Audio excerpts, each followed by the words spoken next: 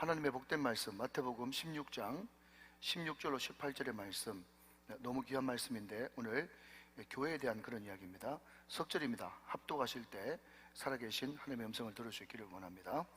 합독합니다. 시작. 시몬 베드로가 대답하여 이르되 주는 그리스도시요 살아계신 하나님의 아들이시니이다. 대답하여 이르시되 바에나 시몬아 내가 복이 있도다. 이를 내게 알게 한 이는 혈육이 아니요 하늘에 계신 내 아버지시니라. 또 내가 내게 이르노니 너는 베드로라. 내가 이 반석 위에 내 교회를 세우리니 음부의 권세가 이기지 못하리라. 아멘, 아멘. 자, 오늘 우리가 가지고 있는 책자 10페이지를 보시면 되겠습니다. 10페이지. 네, 교회론에 대해서 이야기하는데 먼저 큰 두 번째로 교회 사명에 대해서 우리가 배우고 있습니다. 교회 사명. 먼저 교회가 무엇인가 라고 물으신다면 가장 쉬운 대답은 교회는 주님의 몸이죠. 주님의 몸. 그래서 항상 교회가 뭐냐? 그러면 주님의 몸이다. 그렇게 생각하시면 제일 근접한 정답입니다. 몸이 있으면 당연히 머리가 있어야 되겠죠. 교회의 머리가 누구십니까? 예수 그리스도. 교회의 몸은요? 주님의 몸은요? 교회. 이렇게 생각하시면 되겠죠. 우리는 지난 시간에 교회는 예배하는 공동체입니다. 두 번째, 교회는 성경을 가르치는 공동체입니다. 그렇게 1번, 2번까지 살펴봤습니다. 세 번째는요, 교회는 복음을 전하는 공동체죠. 복음을 전하는 공동체. 자, 여러분 이렇게 한번 정리해 보십시다. 자, 성경 구절을 뜨면 여러분 같이 한번 보시면서 그냥 밑에 한번 받아 적으시면 좋겠어요. 우리 교회에서 자주 반복했던 성경 구절인데, 자, 요한복음 14장 12절의 말씀을 같이 한번 보겠습니다. 요한복음 14장 12절의 말씀, 저와 같이 한번 읽어보실까요? 시작. 내가 진실로 너희에게 이르노니 나를 믿는 자는 내가 하는 일을 그도 할 것이요 또한 그보다 큰 일도 하리니 이는 내가 아버지께로 감이다. 그랬습니다. 여러분, 우리가 예수를 믿으면 제일 먼저 드는 기특한 생각이 뭔가 하면 나도 예수님처럼 살고 싶다. 나도 예수님처럼 살고 싶다. 그 마음이 가장 먼저 당연히 드려야 되는 마음이고요. 또 거기에서 소위 말하는 은혜라는 것을 좀 더 받으면 어떤 마음이 들어야 되는가 하면 우리 예수님은 그때 과학적인 문명적인 혜택도 못 받았기 때문에 그냥 이스라엘, 또 다른 말로 팔레스타인이라고 그러죠.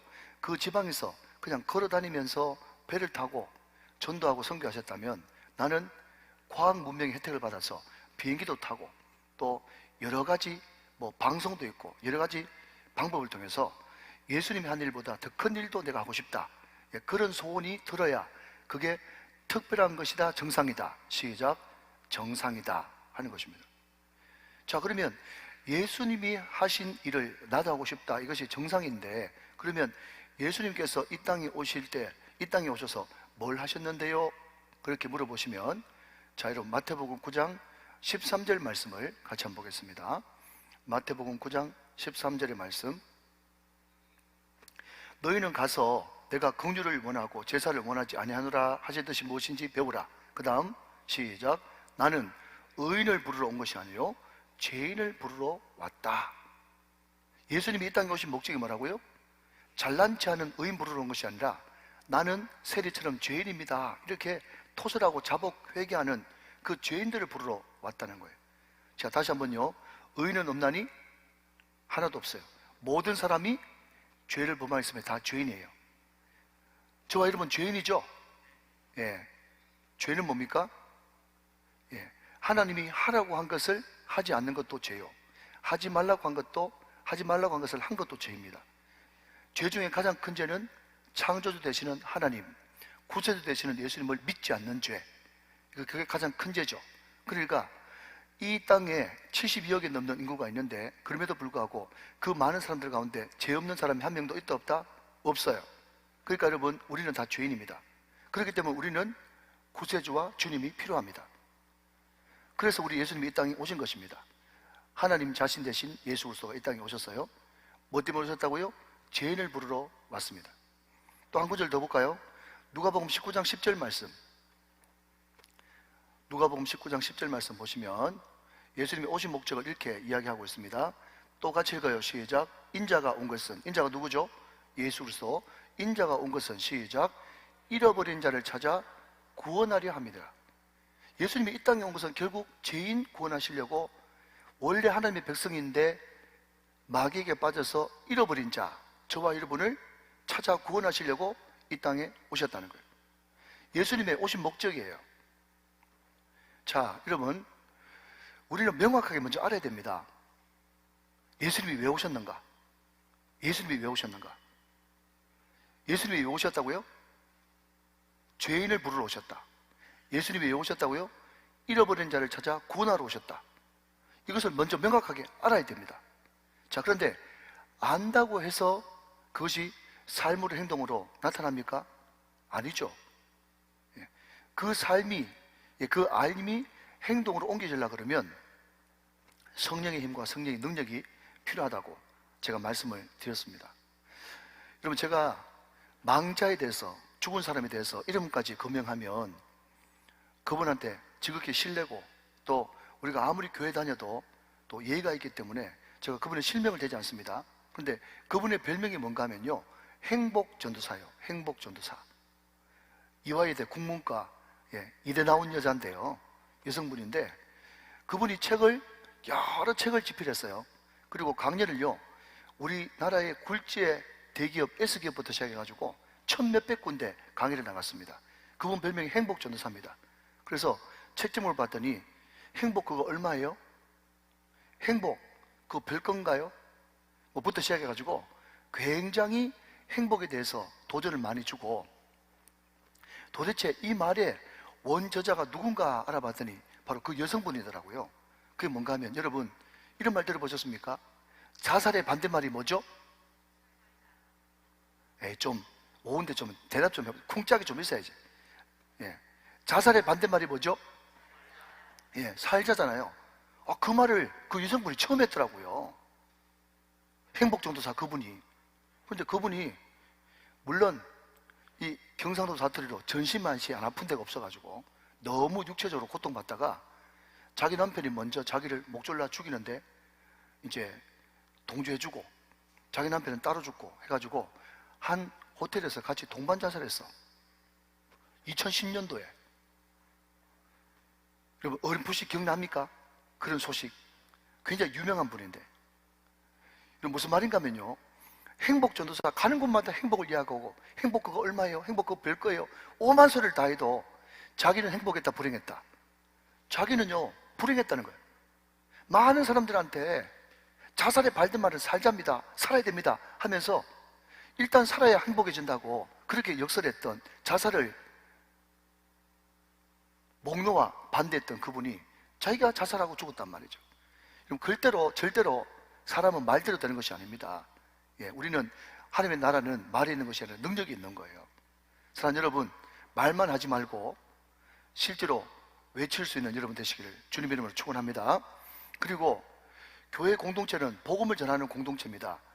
왜냐하면 예수님의 목적이 이 땅에 잃어버린 자를 찾아 구원하러 왔고, 의인을 부르러 온 것이 아니라 죄인을 부르러 왔기 때문에 우리는 복음을 전하는 전도 공동체입니다. 그런데 중요한 것은 뭔가 하면, 여러분 우리가 은혜 충만, 성령 충만 받는다고 여러분 우리가 전도하고 외칠 때 모든 사람들이 막 예수 앞으로 돌아오는 그런 역사가 일어납니까? 아닙니다. 절대로 착각하지 마십시오. 만약에 하나님의 뜻에 합하게 행동하고 기도해서 능력 받아서 그 능력 전도로 많은 사람들을 전할 때마다 막 예수 믿게 하는 그런 은혜가 있다 그러면요, 여러분 에레미야가 제일 전도 잘해야 되죠. 구약에 정말 성결하고 깨끗하게 살았던 남은 자 에레미야 말이죠. 그런데 성경 구약 에레미야를 쭉 보니까요, 에레미야가 가는 곳마다 복음을 전했는데도요 한 명도 받아들이지 않았습니다. 한 명도 안 받아들이니까 천하의 에레미야라도 낙심될 것 아닙니까? 그래서 내가 도저히 이제부터는 하나님의 말씀을 전하지 않기로 결정했어요. 내가 다시는 전하는가 봐라 했더니 그 마음속에 또 너무 기가 막힌 것은, 마음이 불붙는 것 같아가지고 골수에 사무쳐서 안전하고는 또 안 되는 거예요. 그러니까 여러분, 주의 종이 참 괴로운 게, 안전하고 싶다고 안전할 수가 있나? 그만두고 싶다고 그만둘 수가 있나? 이 종은 말이죠, 보통 골치 아픈 게 아니에요. 그런데 에레미야는 전했지만 그 그때 당시에 왕, 고관부터 시작해가지고 어떤 사람도 예레미야 말을 받아들이지 않았습니다. 그게 좁은 길이고 그게 남은 자의 고난이에요. 그러니까 중요한 것은 우리가 복음을 전하는 공동체로, 전도하는 공동체로 우리가 부름받았는데, 그럼에도 불구하고 우리는 여러분 너무 오버하면 안 됩니다. 우리가 해야 될 사명은 뭐죠?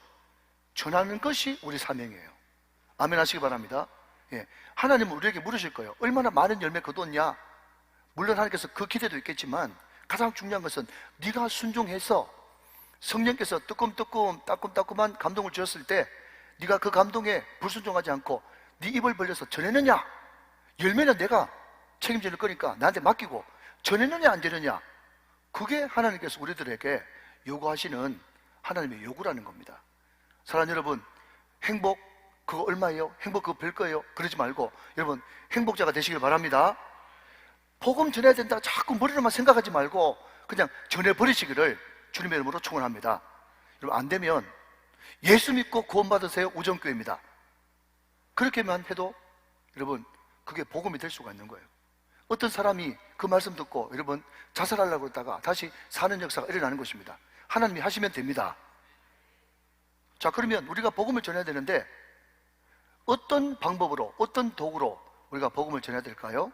마태복음 9장 35절 말씀에 보시면 예수님의 방법 세 가지가 나옵니다. 자, 마태복음 9장 35절의 말씀 같이 보시죠. 자, 또 같이 한번 읽어봅니다. 시작. 예수께서 모든 도시와 마을에 두루 다니사 그들의 회당에서 가르치시며 천국 복음을 전파하시며 모든 병과 모든 약한 것을 고치시니라. 가르치고 전파하고 고치시니라. 자, 이 세 개가 예수님의 삼중 사역입니다. 자, 한 번 더 따라합시다. 티칭, 프리칭, 힐링, 가르치고 전파하고 고치고. 이게 예수님이 전도를 위해서 하셨던 세 가지 툴, 방법이에요. 자, 다시 한번요. 자, 우리 귀한 집사님, 유 집사님 학교 교사신데 학교 교사로 학교 가가지고 뭐 해야 되죠? 네, 말씀하셨어요. 그죠? 네. 우리가 직장 나가고 학교 나가고 여러분 우리가 사회생활하고 일대 나가서 해야 될 일은 뭔가 하면요, 예수님이 하는 일을 너도 할 것이요 이보다 더 큰 일도 해야 되는 것입니다. 내가 예수님처럼 살려고 이 땅에 우리가 발 딛고 존재하는 거예요. 그럼 예수님 뭐 하시는데요? 다시 한번 정리하시면 잃어버린 자를 찾아 구원했죠. 또 죄인을 부르러 오셨죠. 전도하러 오셨단 말이죠. 그럼 전도 어떻게 할 겁니까? 그랬더니 예수님을 가르치고 예수님을 전파하고 예수님의 이름으로 고쳐주는 거예요. 믿으시면 아멘. 그래서 여러분 반복 숙달이 필요하고요, 이것을 내 머릿속에 딱 집어넣는 것은 너무너무 중요합니다. 자, 다시 한번 정리합니다. 너무 중요하니까 우리가 예수 믿으면 당연히 들어야 될 마음이 뭔데요? 예수님이 하신 일을 나도 하고 싶다. 하나님께서 힘 주시면 이보다 더 큰 일도 하고 싶다. 그러면 예수님이 이 땅에 오셔서 뭐 하시는데요? 잃어버린 자를 찾아 구원하러 오셨다. 죄인 부르러 오셨다. 전도하러 오셨다는 거예요. 그러면 전도 어떻게 했는데요? 마태복음 9장 35절 티칭, 프리칭, 힐링. 가르치고 전파하고 고치고. 가르치고 전파하고 고치는데 뭘 가르치고 뭘 전파하고 뭘 고칩니까? 그 앞에 관루에 숨은 단어는 예수님. 예수님을 가르치고 예수님을 선포하고, 할렐루야, 예수님의 이름으로 고치는 거예요. 그래서 여러분 그게 바로 교회가 할 일입니다. 그래서 2번 교회의 사명 밑에 보면 작은 2번에 교회는 가르치는 공동체다. 티칭 나왔죠? 그 다음에 교회는 복음을 전하는 공동체, 프리칭 나왔죠? 선포 나왔죠? 그 다음에 4번 보니까 교회는 무슨 공동체? 치유하는 공동체다 말이에요. 고치는 공동체. 자, 여러분 우리가 교회에서 힐링, 고친다 그러면요 항상 단골 메뉴로 떠오르는 성경 구절이 야고보서 5장입니다. 자, 이제 교재 보시면서 14절 제가 읽고 15절 여러분 읽고 16절 같이 한번 읽어보도록 하겠습니다. 야고보서 5장 14절의 말씀. 너희 중에 병든 자가 있느냐? 그런 교회 장로들을 청할 것이요 그들은 주의 이름으로 기름을 바르며 그를 위하여 기도할지니라. 15절 시작.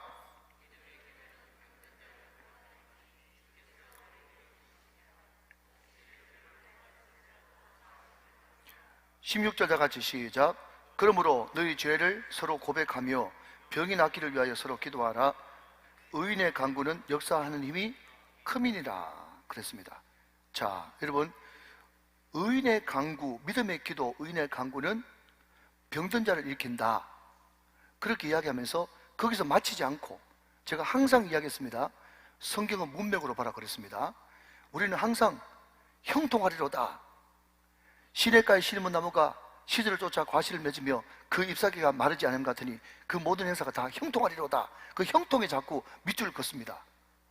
근데 여러분, 거기만 밑줄 그으면요, 성경책만 베리고 형통의 복이 임하지 않습니다. 목사님 무슨 말을 하신대요? 여러분, 시편 1편 3절 말씀의 형통의 복을 받기 위해서는요, 반드시 2절이 전제되어야 된다 그랬습니다. 2절이 뭐죠? 오직 여호와의 율법을 즐거워하여 그 율법을 주야로 묵상하는 자로다. 아멘이십니까? 그 말씀, 율법을 주야로 묵상하는 그것이 있을 때 3절에 그는 시절을 쫓아 과실을 맺으며 그 말씀이 따라 나오는 거예요. 요수아 1장 8절도 마찬가지예요. 여러분, 형통하리라 달되리로다 그 앞에요, 오직 율법을 즐거워하여 우로나 좌우로나 치우치지 말고 다 지켜 행하라. 그리하면 네가 어디로 가든지 형통하겠다. 아멘이십니까? 중요한 것은 여러분, 앞에 전제가 있어야 된다는 거예요. 여러분, 이것도 마찬가지입니다. 의인의 기도, 믿음의 기도, 의인의 강구는 역사하는 힘이 많다, 병든 자를 고친다 라고 했는데 그 다음 절 16절이 없으면요, 그 앞에 것이 헛것입니다. 자, 16절 다시 한번 보시면, 자, 믿음의 기도는 병든 자를 구원하는데요, 어떻게 구원하시느냐 하면 5장 16절에 그러므로 너희 죄를 서로 고백하며 병이 낫기를 서로 기도하라. 의인의 강구는 역사하는 힘이 크다. 우리는 자꾸 앞에 거 지워버리고 그 뒤에 의인의 강구는 역사하는 힘이 크다 그러면서 무조건 우리가 통성기도하고 합심기도하면 병든 자 낫는다 그렇게 생각합니다. 물론 여러분, 합심기도 해야 되겠죠, 통성기도 해야 되겠죠, 병든 자를 기도해 줘야 되겠죠. 그런데 그 전제는 뭡니까? 너희 죄를 서로 고백하며, 이겁니다. 너희 죄를 서로 고백하며 병 낫기를 위해서 기도해라. 먼저 여러분, 회개를 먼저 이야기를 해야 되는 거예요. 여러분, 새벽마다 제가 예레미야 강의를 쭉 하고 있는데요, 제가 그때 거짓 선지자와 참 선지자, 종교인과 신앙인에 대해서 제가 이제 도식을 해드린 적이 있어요. 여러분, 예레미야는 분명히 70년의 때가 차야 다시 고토로 돌아올 수 있다고 예레미야 29장 10절 11절 말씀에 반드시 그렇게 이야기를 해놨습니다. 그런데 자, 한번 확인해 보실까요? 예레미야 28장 11절 말씀 한번 보겠습니다. 예레미야 28장 11절 말씀. 자, 좀 길죠? 자, 같이 한번 읽어볼까요? 저와 같이 시작. 모든 백성 앞에서 하나냐가 말하 이르되. 자, 여기서 이야기하는 하나냐는요, 굉장히 고관이고 공중 선지자였는데 거짓 선지자입니다. 이 거짓 선지자가 어떻게 이야기했는가 하면, 여호와께서 이와 같이 말씀하시니라. 거짓 선지자들이요, 여호와 이름 더 잘 드먹입니다, 참 선지자들보다. 이와 같이 말씀하시니라. 그 다음 뭐라고요?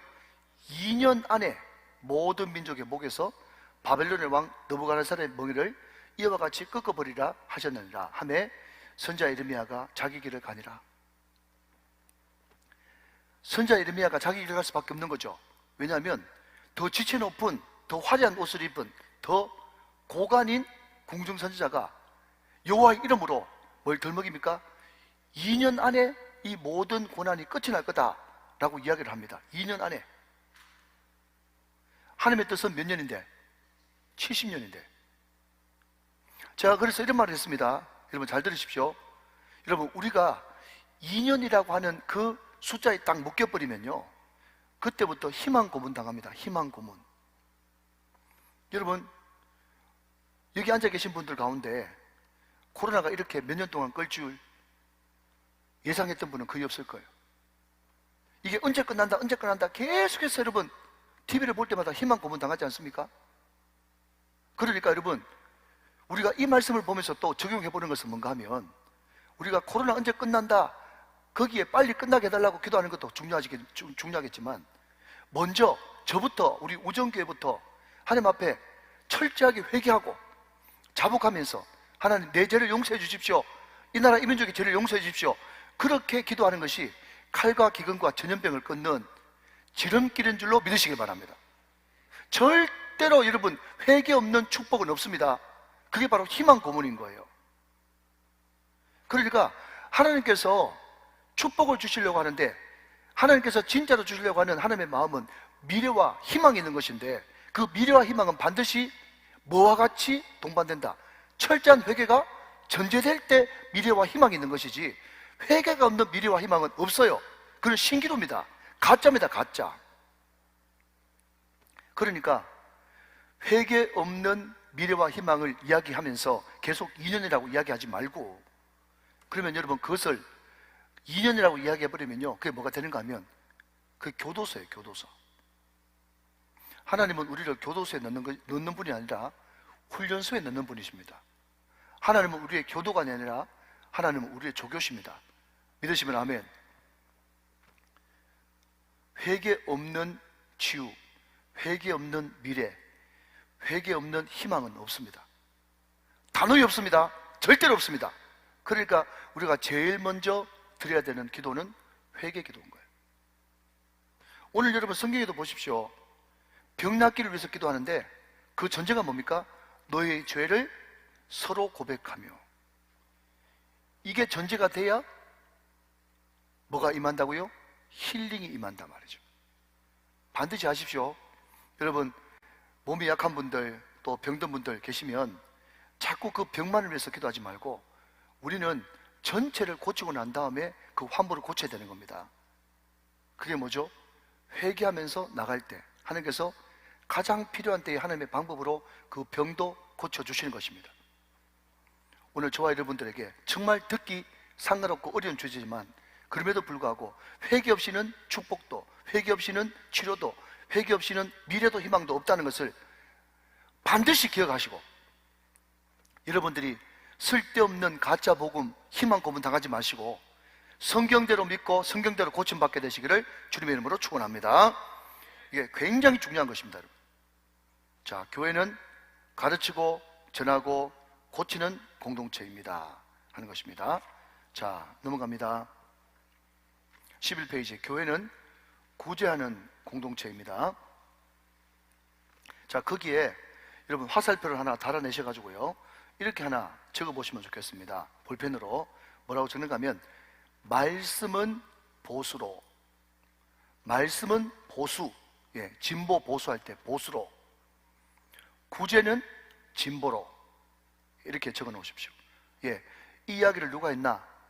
요즘에 가장 각광받고 있는 목회자 팀 켈러라고 하는 목사님이, 예, 센터 처치라고 하는 그 교회에서, 그 책에서 이런 이야기를 했습니다.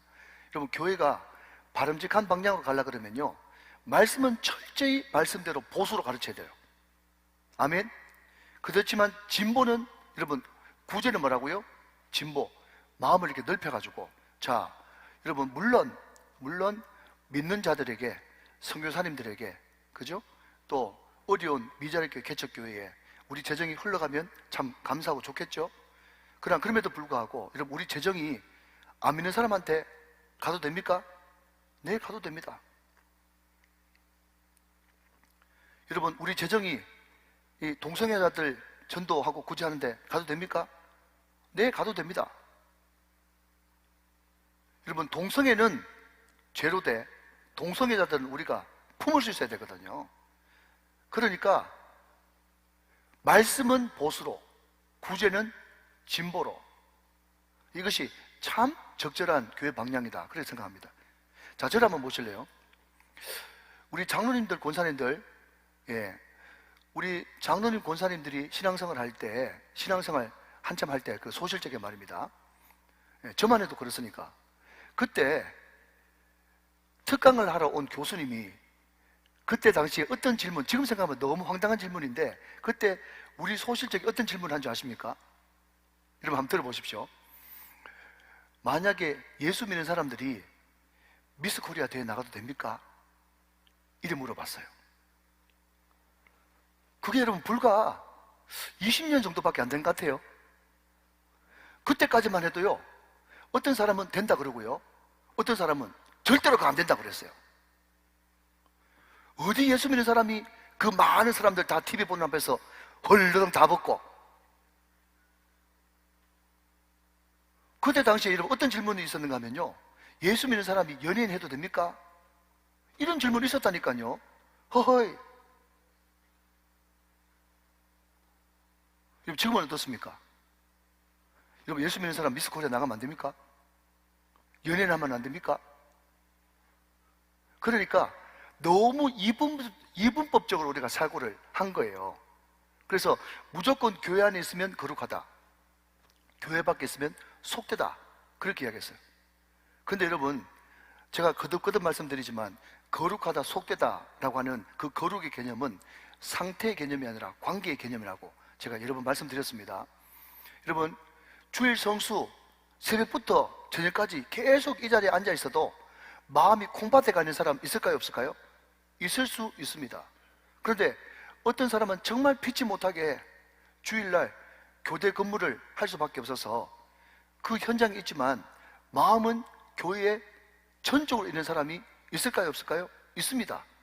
그러니까 몸도 여러분 이 자리에 나와야 되겠지만 중요한 것은 내 마음을 우리의 예배 대상자 되시는 하나님께 집중하는 그런 마음이 있을 때 그 사람이 거룩한 것이지, 교회 안에만 있다고 해가지고 거룩하다, 그것은 전혀 잘못된 개념입니다.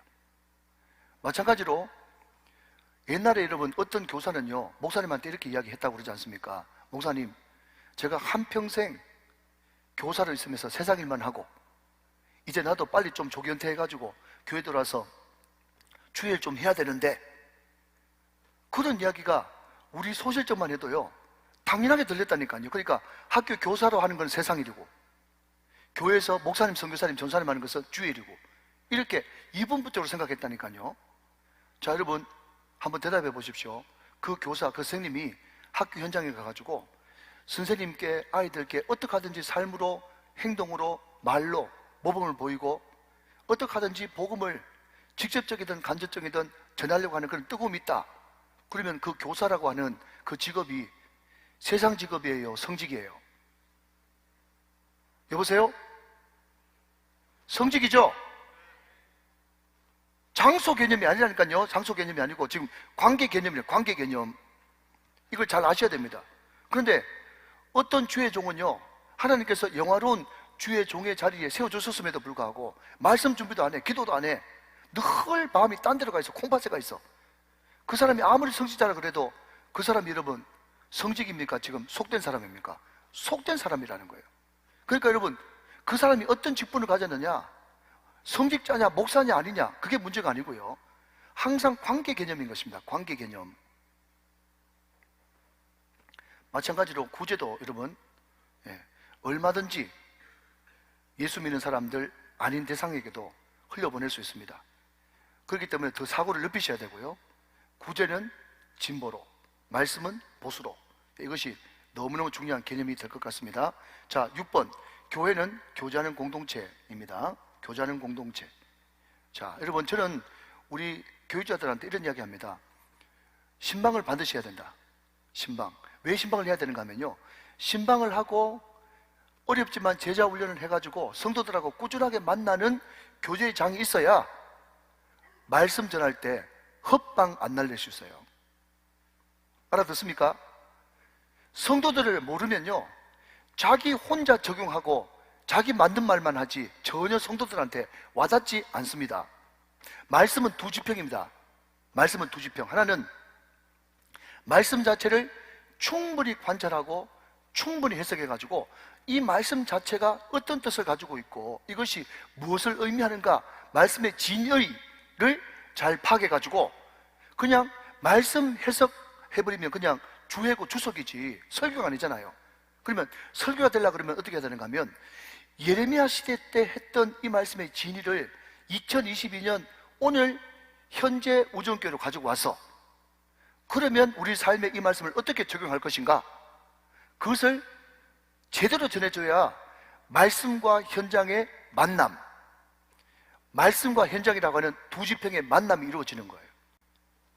그런데 만약에 설교하는 설교자가 그냥 성도들은 그냥 불가원 불가근이다 하면서 그냥 일정 간격을 두고 그냥 멀리서 신비주의 그런 식으로 해가지고 전혀 교제가 없고 그 성도들도 신방도 안 하고 그렇다 그러면 그 말씀이 무슨 부지평에 융합이 있겠습니까? 알아들으시면 아멘. 저는 여러분 목사기 때문에 목사 이야기를 하는 겁니다. 여러분도 마찬가지인 거예요. 뭐가 마찬가지입니까? 여러분도 최소한 이 자리에 있는 분이라면 성도들을 신방해야 됩니다. 주님 안에 교제가 있어야 됩니다. 그리고 무엇 때문에 그 지체가 힘들어하고 고통받고 있는지, 무엇 때문에 신음하고 있는지 그 고통과 아픔을 알아야 되는 것입니다. 그 사람의 쓴뿌리를 알아야 됩니다. 그래야 여러분 우리가 은혜 받았던 말씀을 전해줌으로써 복음전도 할 수도 있고 양육훈련도 할 수가 있는 것입니다. 사랑하는 여러분, 혹시 오늘 이 자리에 앉아 계신 분 가운데 교제권이 끊어지고 늘 가족이 좋아가지고 늘 가족에 파묻혀 있는 분이 계시다면 일주일에 단 1시간만이라도 전화 신방하는 그런 시간을 좀 가지시고 차 한잔이라도 마실 수 있는 여유가 좀 있어서 내 가족이 아닌 나 자신 아닌 다른 사람들을 좀 돌볼 수 있는 그런 여유를 가지십시오. 그래야만 전도가 됩니다.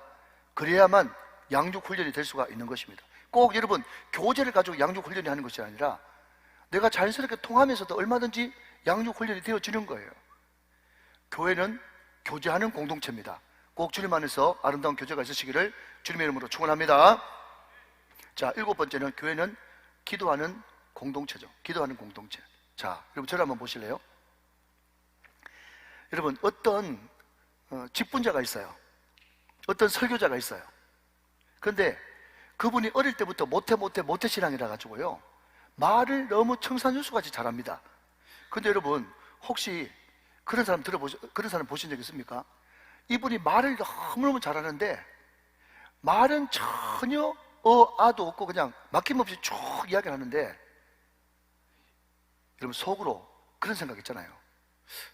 말을 저렇게 잘하는데 왜? 말을 저렇게 많이 하는데 왜? 은혜가 하나도 안 되지? 그런 사람 안 봐주셨어요? 네. 여러분 설교자도 그분이 너무 기본적으로 말재주가 좋으니까 말을 청산유수 같이 잘하는데 한번 따라서 해보실래요 여러분? 네, 저를 따라서 맹탕 못 보셨어요? 맹탕? 그런 사람들이 있거든요. 네. 맹탕이에요. 맹탕. 말을 많이 하고 말을 너무너무 잘하는데 하나도 안 와다. 설교를 청산유수같이 잘하는데 하나도 은혜가 안 되고 자꾸 잠만 와. 그게 뭘까요? 말의 실력만큼이나 기도가 뒷받침 안 됐기 때문에 그런 거죠. 다시 한번요, 하나님의 나라는 말에 있는 것이 아니라 능력에 있습니다. 그래서 우리 피택자 가운데 제가 여기서 밝히는 것은 우리가 예수님의 사람들 그 교제를 가지고 우리가 12주 동안 서로 나누었어요. 그때 하나님께서 제 마음속에 주신 생각은 뭔가 하면 각 조별로 이제 한 분씩 혹은 두 분씩 뭐 안 되는 조는 할 수 없고 그분들 다시 저하고 한 번 더 교육을 하고 우리 매주마다 새 가족들이 오니까 그분들한테 1대1로 한 분씩 붙여 드려가지고 그냥 제일 제가 본 바로는 1대1로 양육하는 것이 가장 확실하게 양육이 되어지는 거거든요. 그래서 1대1 양육자로 좀 세워봐야 되겠다 그런 마음의 손을 가지고 있어서 제가 우리 조장님들한테 제가 이 말씀을 나누었어요.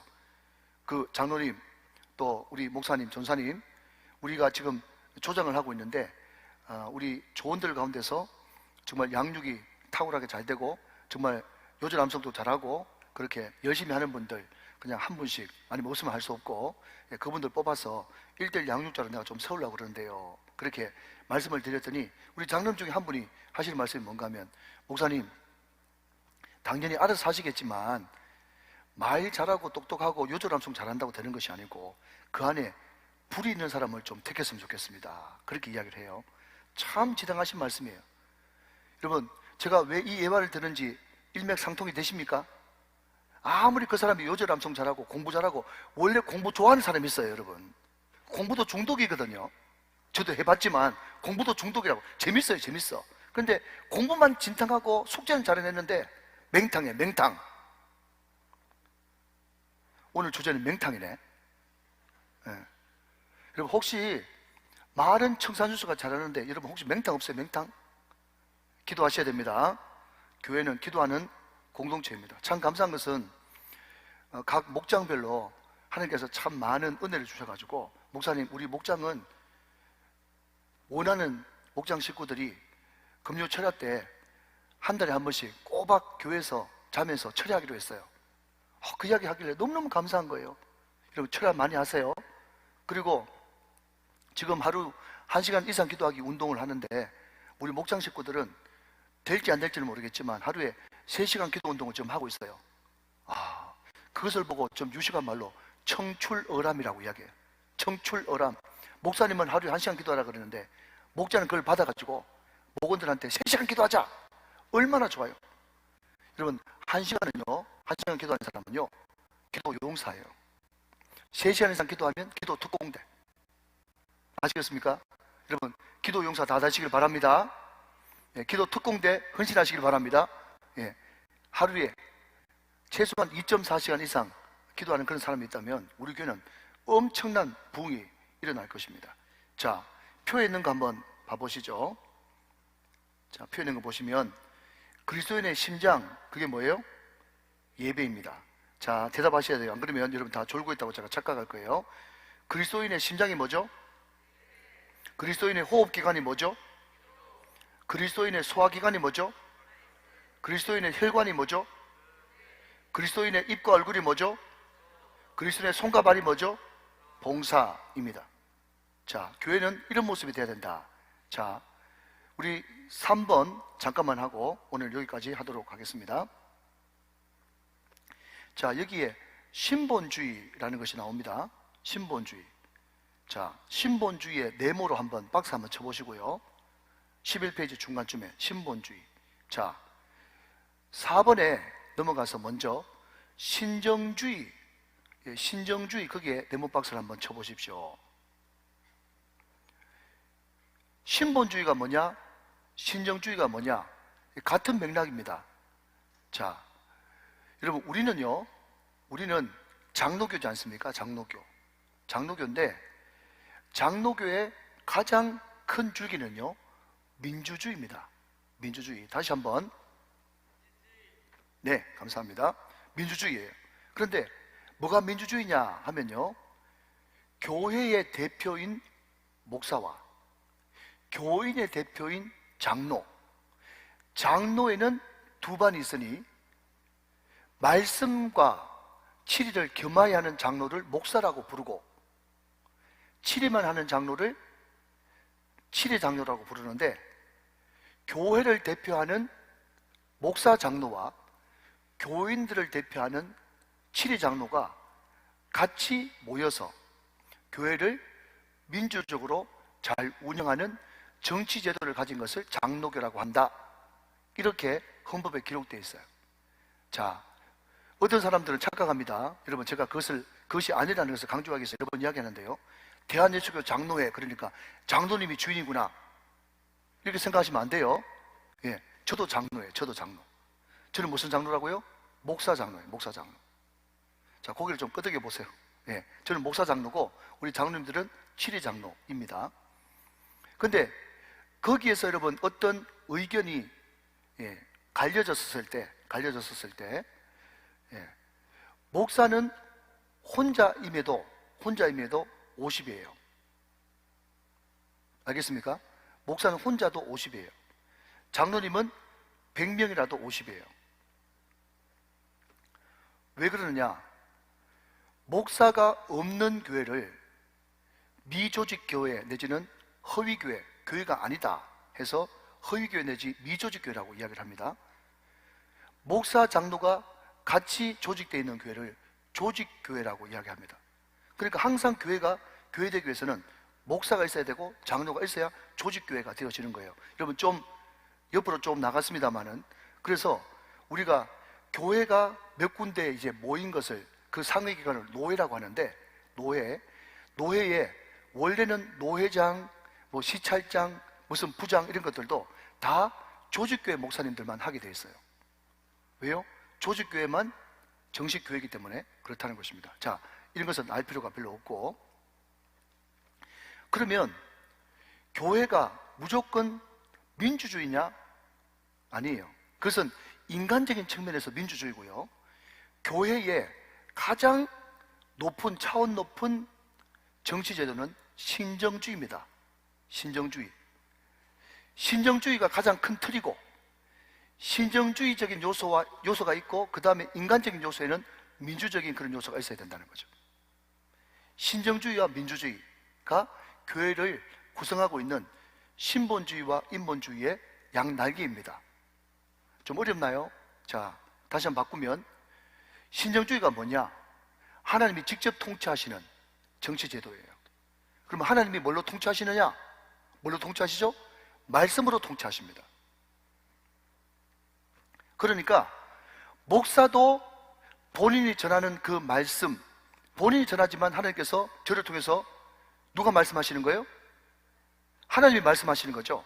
그러니까 목사가 여러분 교회를 이끌어가는 것이 아니고, 목사 입을 통해서 나오는 하나님의 말씀, 기록된 하나님의 말씀이 그 교회 최고의 권위가 되는 교회가 신정주의, 신본주의 교회인 거예요. 여러분, 그래서 이 말씀 설교라는 것이 너무너무 두렵고 떨리는 것입니다. 저도 마찬가지지만 우리 부목사님들한테 늘 이야기하는 게 뭔가 하면, 목사님, 지금 목사님이 전하는 그 말씀이 정말 하나님의 말씀이라고 확신하고 전가하십니까? 제가 그렇게 물어요. 어떨 때는 여러분, 본인조차도 무슨 말 하는지 모르고 전할 때도 있거든요. 그래서 저는 우리 교육자들을 참 사랑하는데요, 우리 교육자들이 저를 보면서 무서워할 때는요, 항상 설교 마치고 나서 저를 좀 무서워합니다. 제가 항상 부르거든요. 목사님, 그거 하나님 말씀 맞아요? 그거 무슨 근거로 그런 말씀 했는지 대답해 줄 수 있어요? 제가 항상 물어보거든요. 원래 따지고 돌면 무섭잖아요. 근데 여러분, 제가 설교에 은혜가 안 돼서 그런 게 아니라, 교회의 정치제도, 그 교회가 여러분 장로교든 감리교든 침례교든 오순절이든 상관없이 교회는 하나님이 직접 다스리는 신정정치가 교회입니다. 아멘이십니까? 그러면 신정정치 하나님이 어떻게, 무슨 방법으로, 무슨 수단으로 다스리는데요? 하면 오직 말씀으로 다스리십니다. 예수를 두고 그분은 말씀이시니까요. 그러니까 그 선포되어지는 말씀에 가장 먼저 목사가 전하기 때문에 목사 귀에 가장 먼저 들리지 않습니까? 목사부터 그 말씀에 순종해야 되는 것이고, 모든 성도들이 그 말씀이 하나님의 말씀이면 그 말씀 앞에 굴복하고 그 말씀에 순종해야 되는 거예요. 그게 교회입니다, 여러분. 아멘 하시기 바랍니다. 교회, 모든 교회는 교파를 초월해서 다 신본주의고 신정정치다. 말씀으로 다스리는, 말씀으로 다스림을 받는 교회, 그게 신정정치다. 그러면 그것이 말씀이고, 또 그것이 좀 더 명확하기 위해서 인간적인 그런 방법은 없습니까? 라고 이야기한다면, 그것은 바로 다수결 원칙에 의해서 결정하는 민주주의 정치제도가 교회들마다 반드시 있어야 된다. 교회가 이러면 민주주의 아닙니다. 그렇지만 교회는 민주적이어야 됩니다. 굉장히 중요한 이야기를 하고 있습니다. 이해되시면 아멘? 아멘이죠. 여러분, 교회는요, 일반 사회가 아니고 국회가 아니기 때문에 항상 교회는 하나님의 방식대로 운영되어져야 됩니다. 자, 여러분 어딜 보시는가 하면 11페이지 밑에서 5번째 줄을 같이 한번 보시기 바랍니다. 나머지는 읽어보시고요. 제가 이것만 읽고 마치겠습니다. 11쪽 밑에서부터 5째 줄 제가 읽습니다. 교회는, 자, 찾으셨으면 아멘. 교회는 사람이 만들어 놓은 인간적인 조직체나 기관이 아닙니다. 그래서 인본주의적인 사고나 세상의 논리, 철학으로 움직여서는 안 됩니다. 그것이 곧 사람의 입장에서 볼 때는 선이고 옳은 것 같더라도 하나님의 입장에서 볼 때는 본질이 아니면 결코 옳은 일이 아닙니다. 아무리 선한 의도로 교회를 위한 일이라고 하지만 하나님이 교회를 세우신 목적과 반하는 일이라면 교회 안에서 그런 것을 주장하거나 실행하려 해서는 안 됩니다. 그렇습니다.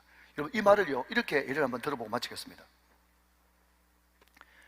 제 친구 교회는요, 그 교회 교수님, 교사 100명 넘습니다. 그러니까 목사님 대접하는데도 교장선생님 대접하듯이 대접해요. 여러분, 어떤 교회는요, 기업체 사업하는 사람들이 많습니다. 특별히 장로님 가운데 사업하시는 그런 분들이 많으면요, 꼭 교회를 회사 경영하듯이 하려고 합니다. 물론 여러분, 교회도 경영이 필요합니다. 교회도 교육하는 기관입니다. 그러나 그럼에도 불구하고 교회는 학교가 아닙니다. 교회는 사업장이 아닙니다. 교회는 교회다워야 됩니다. 여러분, 제가 이러면 되지 않겠습니다. 이 가까이 있는 교회 가운데 어떤 교회는요, 장로님이 건축하는 분이세요. 예, 금방 아는 분은 아실 거예요. 건축하는 분인데 교인들은 얼마 되지 않습니다. 그래서 그분이 헌신을 하셔가지고 교회를 7층짜리, 8층짜리 빌딩으로 이렇게 세웠습니다. 근데 7, 8층 빌딩 가운데 교회가 쓰는 건물은 2층밖에 안 된다고 들었습니다. 교인들은 얼마 되지 않아요. 나머지는 어떻게 하냐? 그 장로님이 건축하는 분이기 때문에 교회 지어 바쳤습니다.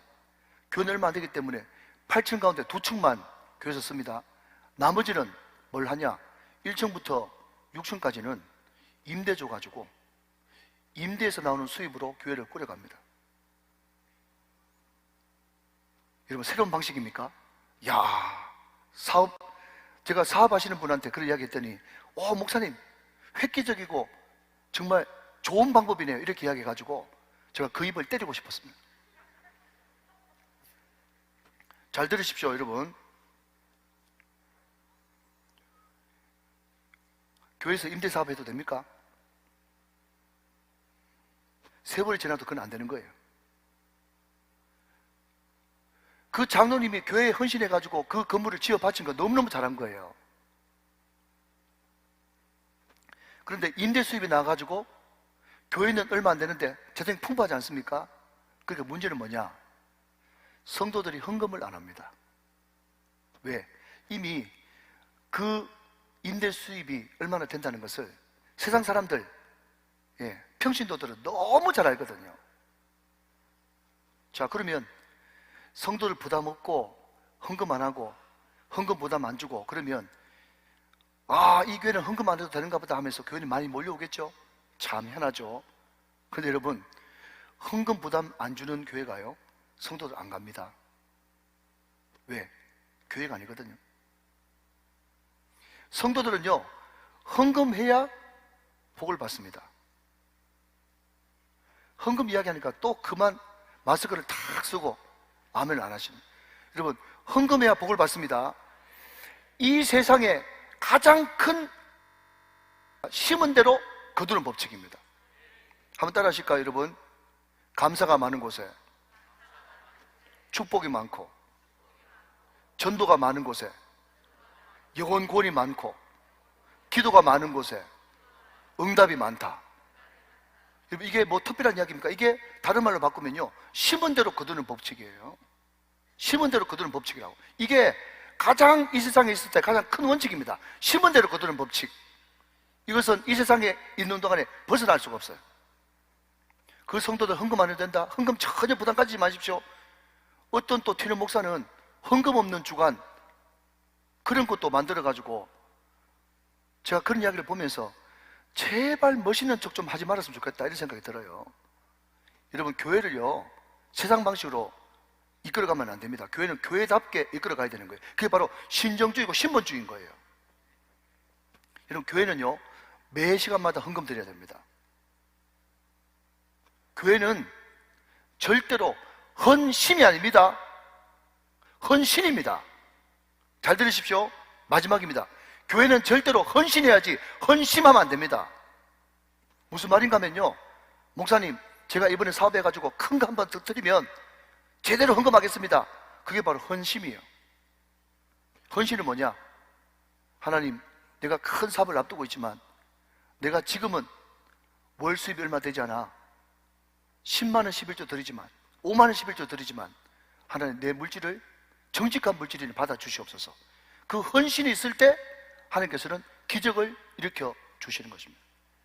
사랑하는 여러분, 헌신하지 마십시오. 마음에 다 있죠. 그 누가 몰라요. 몸이 가야 되는 것입니다. 헌신이 필요한 거예요. 하나님은 부족하지만 헌신하는 사람을 통해서 교회를 이끌어 나가는 것입니다.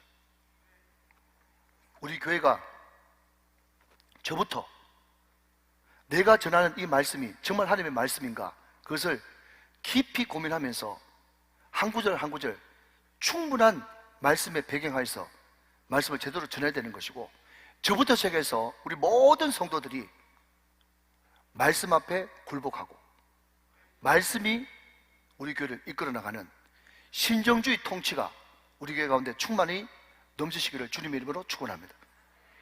교회는 민주적으로, 그렇지만 말씀이 이끌어가는 신정주의, 이것을 항상 우리는 추구하면서 교회를 교회되게, 예배를 예배되게, 말씀을 말씀되게.